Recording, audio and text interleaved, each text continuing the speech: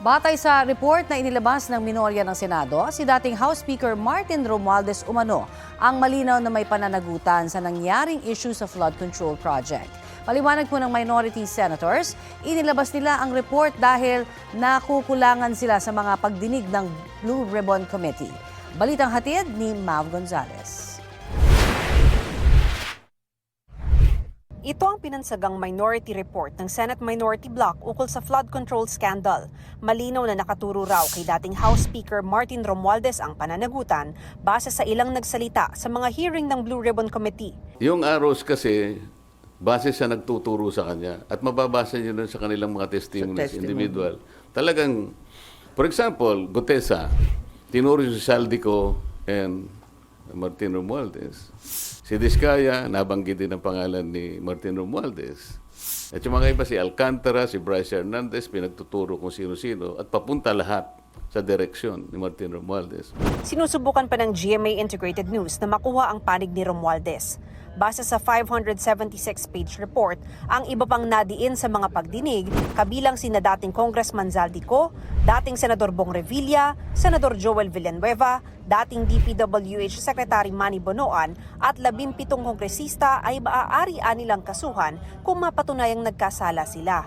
Wala raw sapat na ebidensya para kasuhan sina Senador Chis Escudero, Jinggoy Estrada at dating Senador at ngayon Makati City Mayor Nancy Binay.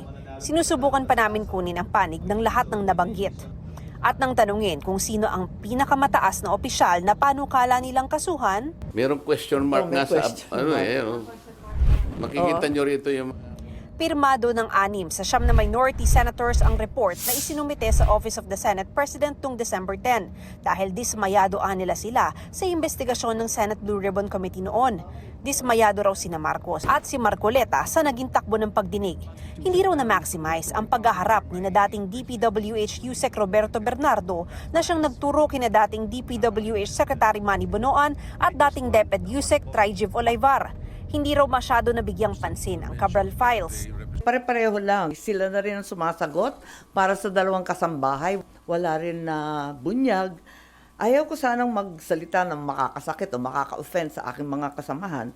Pero yun naman ang nakikita ng mga Pilipino. Nakikita naman natin na parang wala namang pagtutuunan nito. Imbes na yung mga may kasalanan ay ang matakot. Ang mga nag-iingay pa ang sinisindak. Parang baliktad na eh. Sinabi ng DPWH, this is a public document. So sabi ko, how do you validate that? How do you authenticate that? Alam niyo sinabi niya? Tinuro ang ombudsman. Turuan na eh. Oo. Hindi naman mandate ng ombudsman silang kinakailangan daw ma-forensic. The law does not require a forensic. Ikumpara mo lang.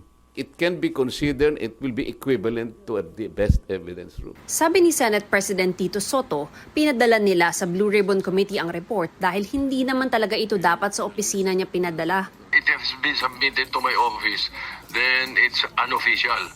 Kasi dapat magsasubmit ang minority report sa pagkatapos ng committee report, isasubmit yun doon sa Bills and Index, hindi sa akin.